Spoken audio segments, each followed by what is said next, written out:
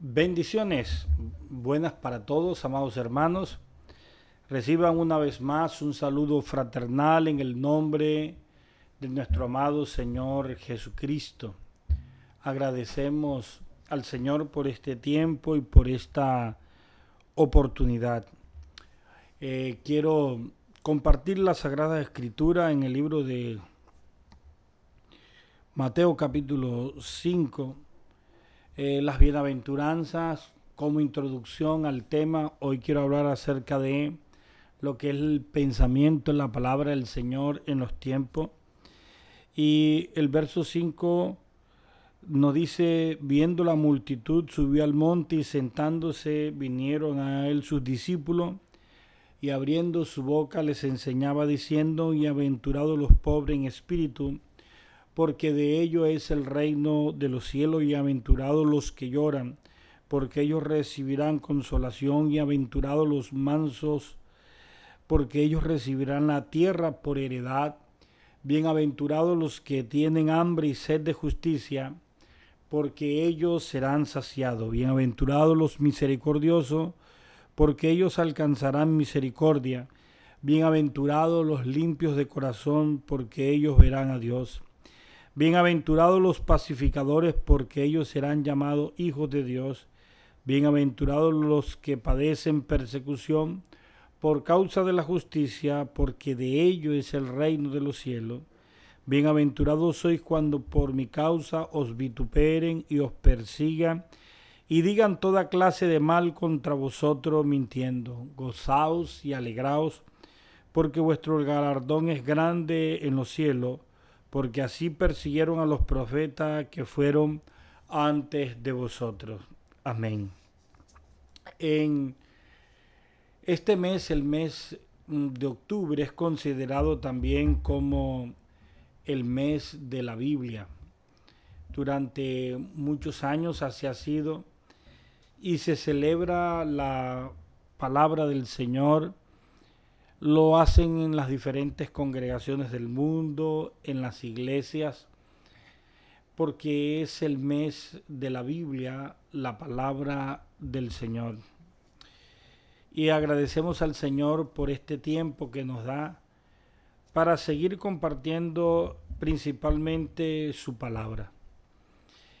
Su palabra, y hoy quiero recordar que estamos viviendo en este siglo XXI, y en medio de esto estamos viviendo una época de emociones fuertes, realmente COVID-19, dificultades, y vemos de cosas como esas adrenalinas en los deportes extremos en nuestra época. En ciudades principales todavía hay piques de carros donde arriesgan la vida, y es como si nos gustara estar al borde de la muerte. En estos tiempos o estas épocas que estamos viviendo, ha sido la época de los tatuajes. Muchas personas las vemos tatuadas, nuestros líderes, a veces el grupo de los deportistas. Estamos viviendo una época donde a un jugador de fútbol lo elevamos a la categoría de ídolo. El ídolo en el fútbol o en el deporte. Una época de tecnologías, de las redes por internet, del trabajo en casa. Es la época de los cómics en las televisiones también. No solamente por la televisión, el cine, por las redes. Es la época de esos cómics que tanto venden a nivel mundial. Es una época del reggaetón que se está extendiendo. A algunos no les gusta mucho el reggaetón. Hay muchas críticas acerca de este ritmo, pero estos ritmos populares, urbanos, cada día crecen más. Una época de los movimientos feministas donde se están acentuando. Una época donde hay un espacio social para la comunidad LGBTI. Una época donde se ha dado auge a los movimientos ambientalistas, a nivel del mundo. Ha sido una época de muchas protestas o de inconformidades, sobre todo en Sudamérica, donde hemos visto protestas no solamente en Colombia, sino también en Bolivia, en Chile, en Argentina, en Brasil.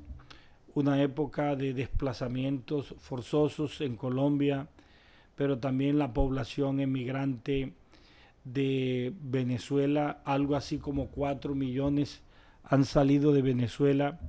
Colombia alberga alrededor de unos 2 millones de venezolanos. Hoy un saludo fraternal a todos nuestros hermanos venezolanos que amamos, que oramos por ellos y que sabemos que el Señor también tiene un plan divino para ellos. Son épocas de nuestra vida contemporánea donde el ser humano ha intentado desarrollarse, donde hay grandes conflictos a nivel latinoamericano y donde tenemos unos pensamientos y hoy estamos cosechando de todo lo que se sembró en la antigüedad.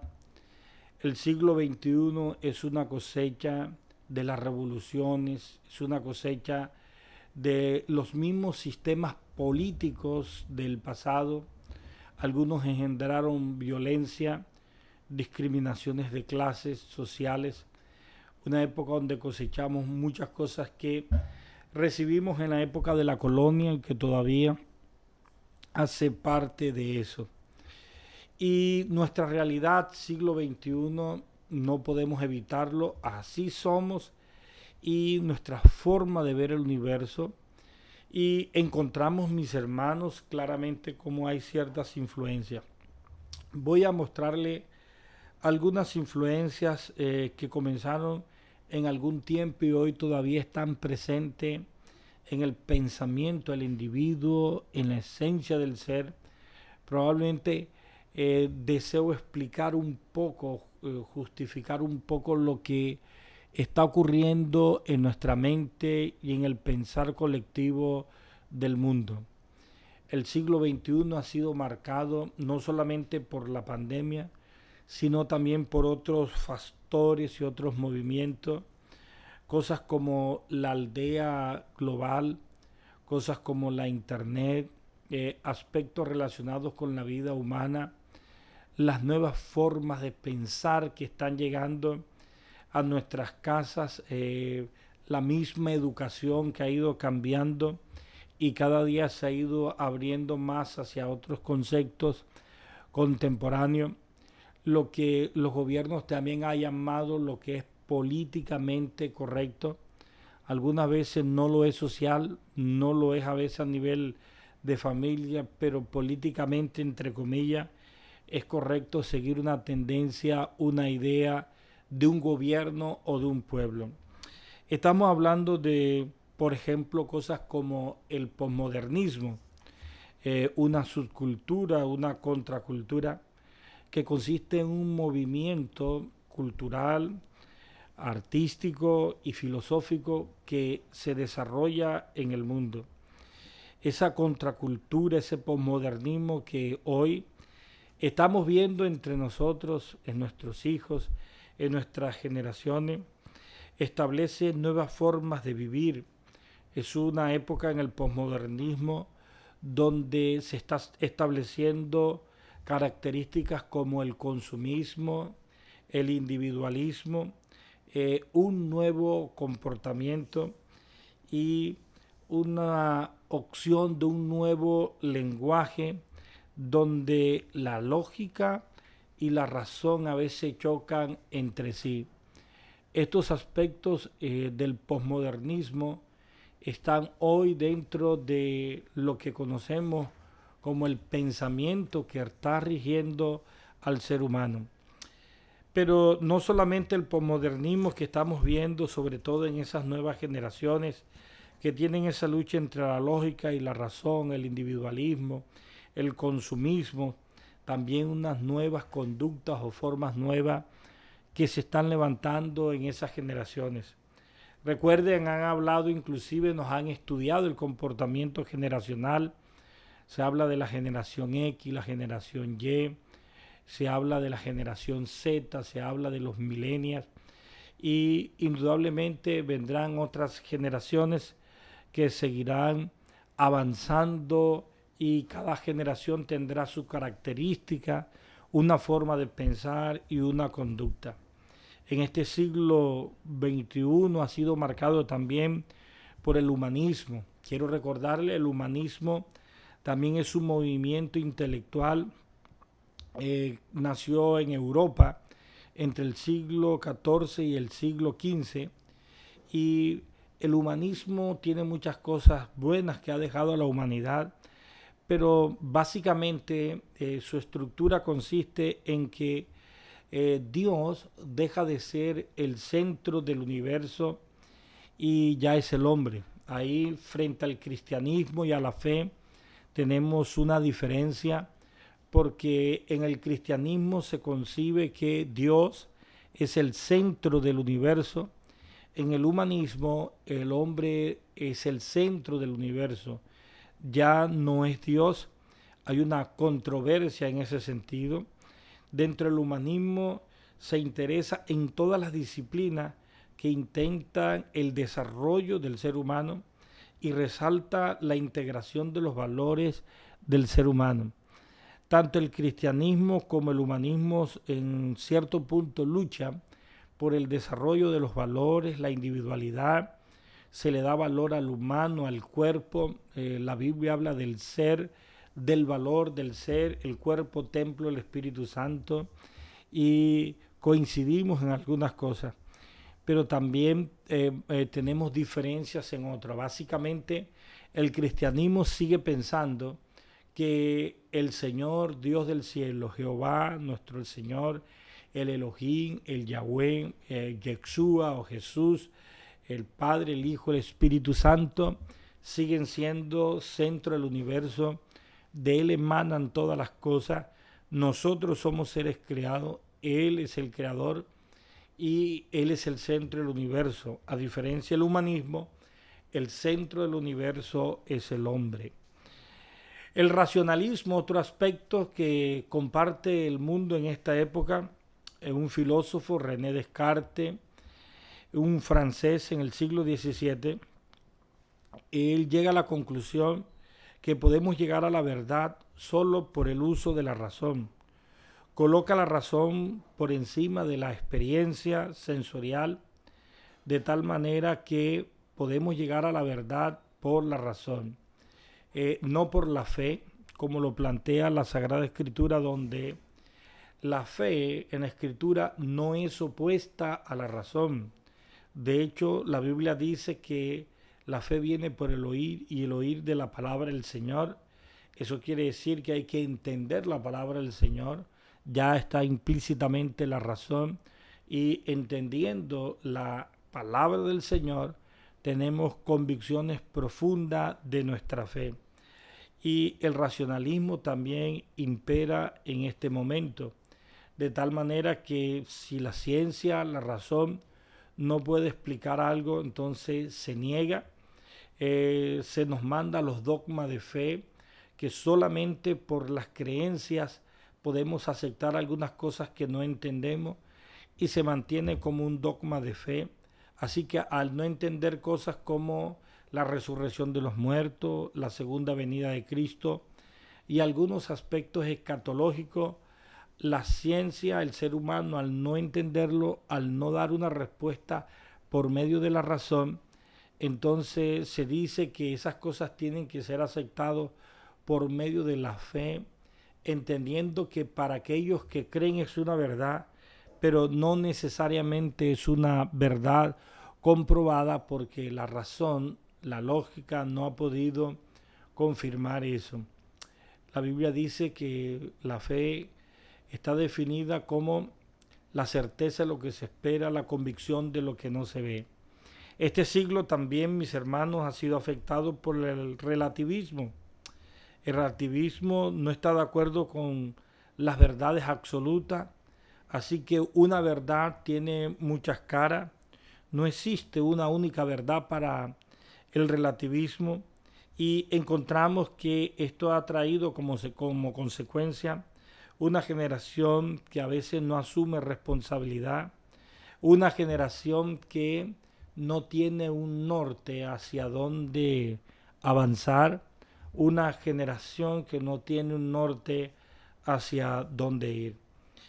Estas formas de pensar y estos movimientos intelectuales, sociales y culturales, algunos que nacieron en el siglo XV, XVI, otros en el siglo XVII, quiero decirle que hoy están vivos en el siglo XXI. De una o de otra manera han influenciado y tenemos un pensamiento muy secular, el ejercicio de la razón, tenemos un pensamiento global, tenemos un pensamiento posmodernista, un pensamiento crítico, un pensamiento racionalista, un pensamiento afectado por el humanismo, donde aún muchos de los sistemas políticos del mundo están basados en el humanismo. Y damos gracias al Señor porque no todo es malo, hay cosas muy buenas. Y damos gracias al Señor por las redes sociales que funcionan a veces para bien, para mal. Hoy por medio de las redes estamos predicando el Evangelio del Señor Jesucristo. Nos ha echado una mano cuando se cerraron los templos y las iglesias. Damos gracias por el adelanto de la ciencia, donde se han comprobado inclusive algunas verdades bíblicas han sido ratificadas. Así que toda esta ola de pensamientos del humanismo, el racionalismo, el relativismo y el posmodernismo han hecho auge en la mente del ser humano. Sin embargo, el Señor Jesucristo dejó una palabra antes de irse y dijo: cuando el Hijo del Hombre venga, hallará fe en la tierra. Hablaba de su segunda venida y preguntó si para entonces el ser humano tendría fe. Y la razón de esto es porque en medio de estas oleadas que el mundo y las formas de pensar van saliendo, encontramos que el pensamiento del ser humano podría de alguna manera, algunas de estas tendencias, llegar a reemplazar la fe en algunos lugares. Por ejemplo, en Europa muchos templos fueron cerrados ya en la actualidad, y en los lugares donde habían templos, ahora esos son lugares de biblioteca, son lugares de cafeterías, de tertulia, inclusive hay lugares donde hay bares y lo han destinado ya no para la predicación. Y la razón por la cual ha hecho esto es porque todo este pensamiento que opera a nivel mundial ha ido ganando cierto terreno y poca fe en el corazón de las personas. Muchas religiones, pero poca fe. Muchas denominaciones, pero poca fe. Jesús no dio respuesta a esa pregunta, ni nadie tampoco le dijo al Señor cuando él preguntó: cuando el Hijo del Hombre venga, ¿hallará fe en la tierra? Nadie le dijo si hallaría fe, y tampoco Jesús dio respuesta. Esa es una pregunta que hasta el día de hoy está abierta. Pero estamos viendo que la fe está siendo reemplazada por la razón, por el humanismo, por el relativismo y aún por el posmodernismo en esa subcultura o contracultura que se está levantando en nuestra generación. Esto lo digo, hermano, con el fin de que toda la iglesia, usted que es un líder, un predicador, usted que tiene unos hijos que probablemente a veces no vienen a la iglesia, o que usted se descuida en el alimento espiritual para que ellos tengan ciertas herramientas de la palabra del Señor y puedan enfrentar todas estas ideas de un siglo XXI, de una aldea global. Algunos a veces han bajado la guardia y han entregado sus hijos a estas corrientes que indudablemente pasarán. La Biblia dice que el cielo y la tierra pasarán, pero que sus palabras no pasarán. La misma Biblia dice que los deseos de los ojos, los deseos de la carne y la vanagloria de la vida vienen del mundo. Pero luego dice, el mundo y sus deseos pasan, pero el que hace la voluntad del Señor permanece para siempre. Así que nosotros somos también como unos guardianes de la fe, unos atalayas que anunciamos la verdad de Dios, y debemos tener pendiente y sembrar la palabra del Señor. Cuando el cristianismo comenzó en el siglo I, tenemos unos registros en el libro de los Hechos que habla de la historia de la iglesia y cómo el Espíritu Santo fue pionero, participó en el desarrollo y vida de la iglesia y cómo les guió. Ese siglo está marcado por la dominación romana, está marcado por la violencia, está marcado por la muerte de los primeros mártires que sirvieron al Señor. Los hombres de Dios en ese entonces, de igual manera que hoy, tenían ciertos desafíos que son comunes y que quiero comparar. Hombres como Jesucristo, el apóstol Pablo, sus apóstoles, también los padres de la iglesia en el segundo siglo y posteriormente en el tercer siglo, enfrentaron los hombres de Dios cosas que son muy parecidas a lo que hoy estamos viviendo. Así que quiero mostrarles, por ejemplo, que el apóstol Pablo, el apóstol Pedro y el mismo Señor, el pensamiento que regía en la época cuando Jesucristo vino, ellos también enfrentaron retos y desafíos frente a la predicación de la palabra del Señor. No crean ustedes que cuando se predicó el Evangelio, todos aplaudieron la predicación y estaban de acuerdo con las enseñanzas de Jesús y estaban de acuerdo con lo que el Evangelio decía. No crean ustedes que todo el mundo estuvo de acuerdo con las bienaventuranzas, lo que leímos al principio, con el Sermón del Monte, con el estilo de vida que el Señor planteaba. No era así. Cuando el Evangelio fue expuesto, habían unas formas de pensar que de alguna manera mostraban unas luchas y que tuvieron los apóstoles y los hombres de Dios que hacer su mejor esfuerzo para que la palabra del Señor corriera y fuera glorificada entre la población. Así que quiero recordarle que en la época del Señor había mucha influencia de la filosofía griega. Los griegos eran muy fuertes. Los romanos habían conquistado, pero el pensamiento de los griegos y la filosofía y los filósofos que precedieron a Jesucristo reinaba en ese momento.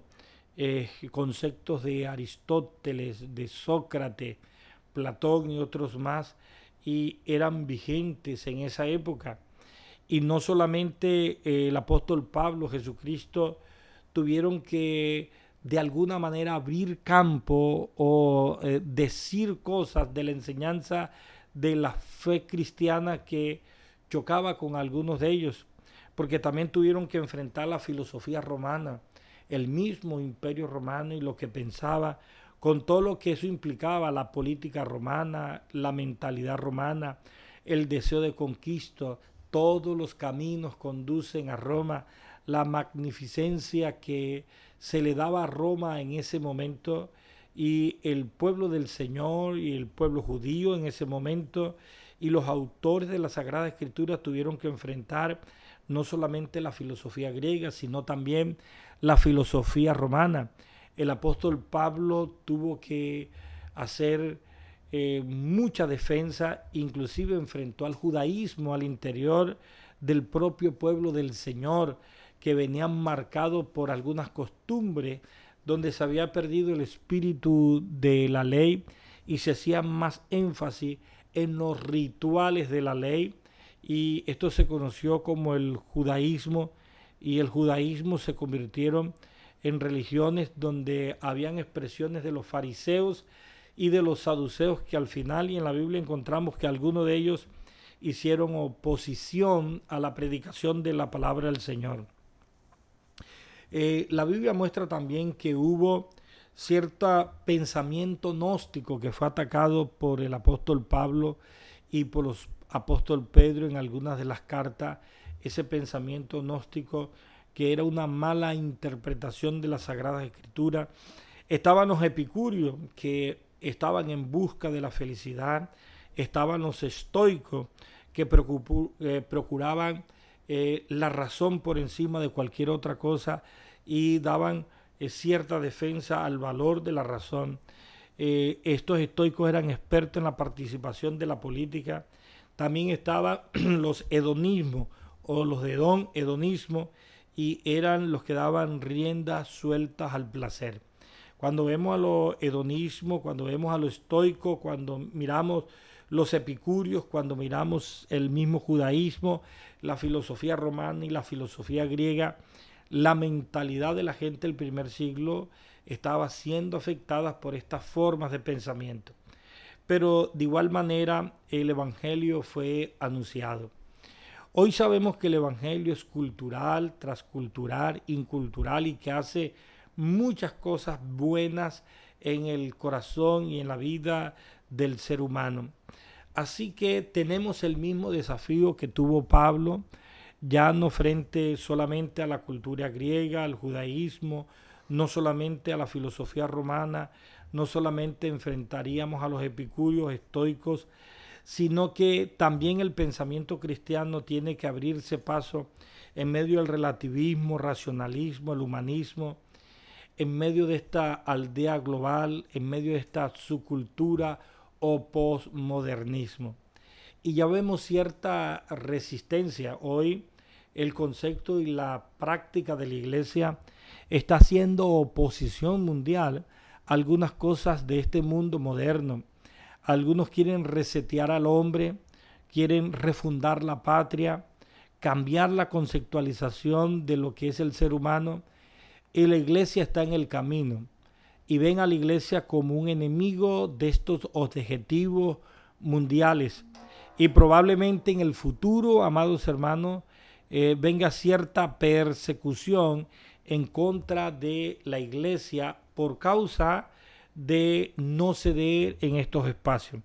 La iglesia tiene que prepararse. La Biblia dice: el cielo y la tierra pasarán, pero mis palabras no pasarán. Y alguna vez compartí con todos ustedes, la iglesia tiene un récord, sobrevivió al esclavismo, al feudalismo, al mercantilismo, a las monarquías, al comunismo, al fascismo. La iglesia está sobreviviendo a la democracia, y al final dice que las puertas del Hades no prevalecerán contra la iglesia del Señor Jesucristo. El evangelio es la verdad de Dios. Por eso no debemos sentirnos incómodos al defender el pensamiento cristiano. El pensamiento cristiano tiene sus valores. Somos la iglesia del Señor Jesucristo y también debemos hacer nuestro aporte a la sociedad. La Biblia ha hecho un gran aporte a la humanidad en la democracia, en lo social. Ha hecho el pensamiento cristiano un gran aporte en el desarrollo del individuo, del ser humano. Así que dentro del pensamiento cristiano nosotros también tenemos nuestros valores. Por ejemplo, el evangelio habla mucho y es un énfasis sobre el amor al prójimo, donde se incluye al otro, donde se tiene en cuenta a la otra persona, donde hay una integración de otro ser en comunidad, en familia. Así que la Biblia resalta mucho esto es muy importante, es uno de nuestros grandes valores, así como cada uno de estos movimientos que yo les mostré defienden su causa a través de las redes, a través de los medios de comunicación, en los escritos, por medio de la política. Bueno, nosotros también, la Iglesia del Señor, tenemos un pensamiento cristiano y defendemos al prójimo. Estamos pendientes del que no somos nosotros. Estamos en el proceso de amar y tolerar en medio de la divergencia que es el ser humano. Nos toca aprender a vivir en comunidad. El pensamiento cristiano predica el respeto por las otras personas, reconoce a las personas con lo que son y las proyecta para ser un mejor ser. El pensamiento cristiano nos habla de valores y principios. No podemos negar esto, ciertos valores y principios que algunas veces chocan con otros postulados e ideologías. Por ejemplo, los hedonistas, si estuviéramos comparando y mirando el hedonismo, ellos le dan rienda suelta al placer, pero uno de nuestros principios y de nuestros valores nos dice que debemos prestarle más atención a las convicciones y que nuestro cuerpo es templo del Espíritu Santo, y se nos enseña a honrar a nuestros cuerpos al no fornicar. El respeto por nuestro cuerpo se nos enseña en la Sagrada Escritura, y a veces lamentamos que muchas personas pues estén en contra de la palabra del Señor, pero son nuestros principios, son nuestros valores, y esto lo necesita la humanidad. La humanidad también necesita del pensamiento cristiano, necesita de la palabra del Señor, necesita del amor al prójimo, necesita urgentemente de los valores y los principios emanados de la Sagrada Escritura y del pensamiento de Cristo. En el pensamiento cristiano estamos interesados en el ser. Todo vuestro ser, espíritu, alma y cuerpo se han guardado para la segunda venida del Señor, dice la Biblia, y se nos enseña ese honor en Cristo Jesús por el respeto del ser humano. En el pensamiento cristiano, la fe es muy importante. No somos nosotros el centro del universo, es el Señor, es Dios, pero nuestra fe honra al hombre y emana de Cristo Jesús. Así que encontramos, hermanos, que en el pensamiento cristiano hay algo muy importante, muy importante.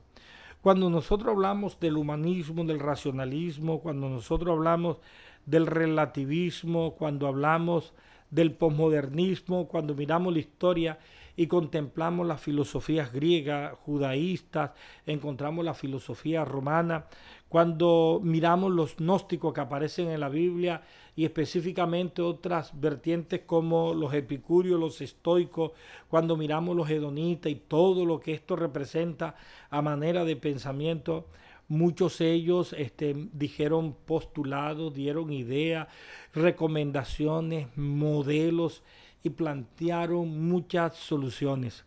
A diferencia de ellos, el cristianismo no está basado solamente en ideas y en creencias vagas y en modelos. El cristianismo nos lleva a nosotros a pensar que la solución en sí no es un movimiento político, intelectual, cultural o social. La palabra del Señor, el pensamiento bíblico, el pensamiento del cristianismo nos lleva a una persona, y esta persona es la persona de Cristo.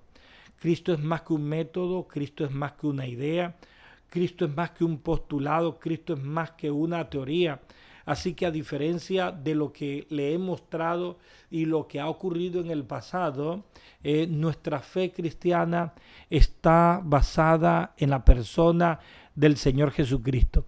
Y esto hace una diferencia significativa, pues ninguno de ellos planteó esta idea. Cristo se convierte en el único camino, Cristo se convierte en la verdad, Cristo se convierte en la vida, Cristo es la máxima revelación de Dios expresada en el tiempo.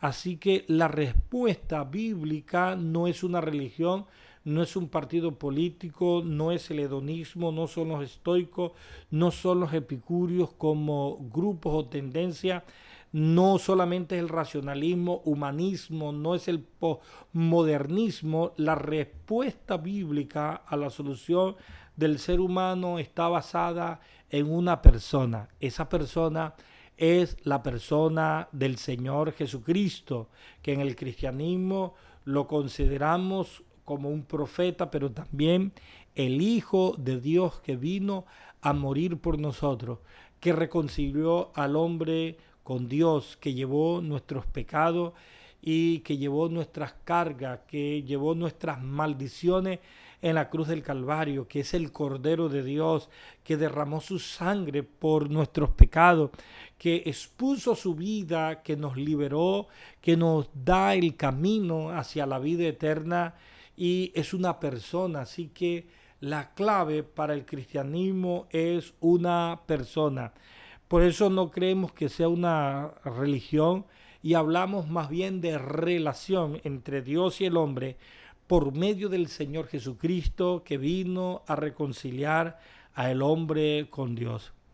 Por eso, en este sentido, hermano, usted y yo somos cristianos y debemos hacer defensa de la fe.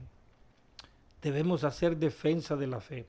En la Biblia esto se conoce como apología, una defensa de la fe. Debemos ayudar a la humanidad. Es cierto que de otras vertientes quieren ayudar al ser humano, pero nosotros sabemos que con el Evangelio podemos ayudar a otras personas. El Señor sigue siendo el camino, el Señor sigue siendo la verdad. Cuando nosotros miramos el Sermón del Monte, que inicia con las bienaventuranzas, se nos dice: oíste que fue dicho, se nos ratifica la ley de Dios, se corrige el espíritu de la ley del Antiguo Testamento frente al Nuevo Testamento. El Señor establece los estatutos del reino dentro de un gobierno espiritual donde Cristo es el Rey, donde nosotros voluntariamente entregamos la vida a Cristo y recibimos los beneficios del reino de Dios. ¿Por qué deberíamos creer en el Evangelio? ¿Por qué deberíamos creer en el Evangelio? ¿Por qué no sería más fácil volvernos humanistas? ¿No sería más fácil seguir el pensamiento de René Descartes al volvernos racionalistas? ¿No sería más fácil no complicarnos la vida con tanta teología y aceptar el relativismo y decir que no hay una verdad única, que Dios puede ser cualquier cosa y que si usted cree en algo, bueno, eso lo valida y listo, usted cree en eso, pero que esa no es una verdad absoluta? Bueno, sería fácil pensar de esa manera y acomodarnos. ¿Por qué creer en el Evangelio? ¿Por qué creer en el pensamiento cristiano? Hay varias razones para esto. Lo primero, porque Dios es el creador. Y el creador, si nos hizo, entonces Él tendría razón al exponer las condiciones de vida del ser humano. Lo segundo, porque el cristianismo ha sobrevivido a todas las etapas y los procesos de la vida del ser humano. El ser humano ha cambiado, los pensamientos han cambiado, hemos evolucionado en la forma de pensar, en algunas conceptualizaciones y estructuras del saber y del pensamiento humano, pero la palabra de Dios ha permanecido fiel en el corazón de generación tras generaciones. ¿Por qué debemos creer en la palabra del Señor? Porque la Biblia dice: escudriñad las Escrituras, porque en ella os parece que tenéis la vida eterna. ¿Por qué deberíamos creer y predicar el Evangelio?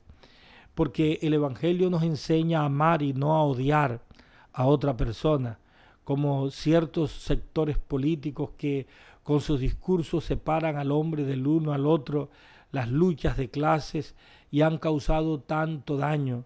Aunque somos diferentes, el cristianismo nos enseña a aceptarnos los unos a los otros y amarnos los unos a los otros. A Jesús los soldados romanos lo estaban maltratando y golpeándolo. Y Jesús expresó: Dios mío, perdónalos porque no saben lo que hacen. Los amaba y pidió perdón por aquellos que le maltrataban. Por eso debemos seguir predicando el Evangelio. Mis hermanos, usted que me escucha, siéntase feliz, dichoso, bienaventurado de ser un creyente. Bienaventurado cuando por mi causa os vituperan. Bienaventurados los pacificadores, bienaventurados los pobres en espíritu. Y tenemos las bienaventuranzas donde el Señor nos muestra la dicha de padecer por causa del reino del Señor. Yo les animo, este es el mes de la Biblia, les animo, hermano, a seguir hablando del Señor. Sus hijos están siendo bombardeados desde los colegios, las universidades, pero también desde las redes sociales. Inclusive muchas personas adultas están siendo bombardeadas. ¿Hallará el Señor fe en sus hijos? ¿Hallará el Señor fe en esta generación milenial y los que vienen? Bueno, nuestro deber es que la palabra del Señor corra y siga siendo glorificado. No se sienta avergonzado al hablar y al decir que la respuesta a los problemas del ser humano está en Cristo Jesús como solución. No tema el hablar de la palabra del Señor. No tema el orar. No tema el decir, soy un cristiano y me identifico con el Señor Jesucristo. Muchos hablan abiertamente y dicen, como decía Sócrates, porque es un filósofo, como lo dijo Aristóteles, como lo dijo Platón o Zenón de Aquila y otros más, y dentro de sus discursos citan a estos pensadores. Bueno, el Señor Jesucristo dividió la historia en dos, podríamos decir, como lo dijo el filósofo más grande de la historia, el Señor Jesucristo. Venid a mí todos los que estáis trabajados y cargados, y yo os haré descansar. Hermano, la palabra del Señor es viva y sigue siendo eficaz. Que esté en su boca, que usted pueda compartirle. Tenga mucho cuidado, pregone la palabra del Señor, anúnciesela a su familia, bendiga a sus hijos y el Señor hará. Dios obrará a favor de usted. En este momento quiero orar. Vamos a presentarnos delante del Señor porque el Señor es bueno, ha sido bueno y seguirá siendo bueno con su pueblo Israel, también con su iglesia, con usted que le ama. El Señor le va a bendecir y vamos a presentarnos delante de Él. Padre mío, Dios mío, en este momento te agradecemos por estas reflexiones de tu palabra. Mi Señor, nuestros hijos, nuestras generaciones están siendo expuestos y tienen los mismos desafíos que algún día la generación del primer siglo enfrentó cuando el Evangelio iba a ser predicado, anunciado a todas las naciones. Esas épocas fueron épocas de persecución, de dolores y de angustia, donde el cristianismo puso sus primeros mártires. Murieron, Señor, pero no se retractaron ni se arrepintieron de pregonar la palabra del Señor y el pensamiento de fe en Cristo Jesús. Hoy, Señor, de igual manera, por las redes sociales, por la aldea global, Señor, se están imponiendo diferentes vertientes de pensamiento. Algunas de ellas concuerdan con algunos postulados de las Sagradas Escrituras, pero otros, Señor, están lejos de esto. Quieren refundar el mundo, reorganizar la población, resetear al ser humano, y lo han hecho, Señor, organizándose con postulados, ideas, Señor, con literatura, Señor, utilizando los medios de comunicación, la política, inclusive la economía, condicionando, Señor, desde los bancos principales, Padre Celestial, los préstamos a ciertos cambios sociales que ellos desean o aspiran. Pero tú eres el Señor, tú eres Dios sobre todas las cosas. Hoy te pedimos que nos des primeramente la sabiduría para seguir hablando de tu nombre, que el Evangelio no sea solamente un aspecto religioso, sino que también se convierta en ese modo de vida espiritual donde el individuo tenga una relación y no una religión. Enséñanos cada día, Padre Celestial, a ser mejores cristianos. Señor, a hablarle a nuestras generaciones y enseñarles que tú eres una respuesta única a la vida del ser humano, que no es una idea, no es una filosofía, no es una religión, que no es un postulado, Señor, que no es una premisa, Señor, sino que es una persona, la persona de tu Hijo Jesucristo. Y el que se acerca a Él obtendrá vida eterna. Gracias por la salvación, Señor. Hoy seguimos, Señor, predicando. Somos tus hijos. Tú eres nuestro Señor. Y te pedimos, Señor, que nuestra vida en tus manos está y denos fuerzas para hacer apología, defensa de la fe, Señor, de todo aquel que demande razón para escuchar de tu palabra. Mira la comezón de oír que hay por tu palabra. Señor, no permita que nuestro corazón desfallezca, tampoco permita que las fuerzas, Señor, se acaben para seguir hablando y predicando el Evangelio del Señor Jesucristo. Te doy gracias, guarda tu pueblo, guarda tu iglesia y la bendición tuya sobre ellos. En este momento también oro por todas aquellas personas que se encuentran enfermas, Señor, que están debilitadas, que tienen alguna situación en particular. En el nombre del Señor, amado hermano, la Biblia dice que el Señor es la respuesta. Por eso dice que por sus llagas fuimos nosotros curados. En este momento, en la persona de Cristo y por las llagas de Cristo, en el nombre del Señor, por fe, declaramos, oramos o pedimos milagros y sanidades.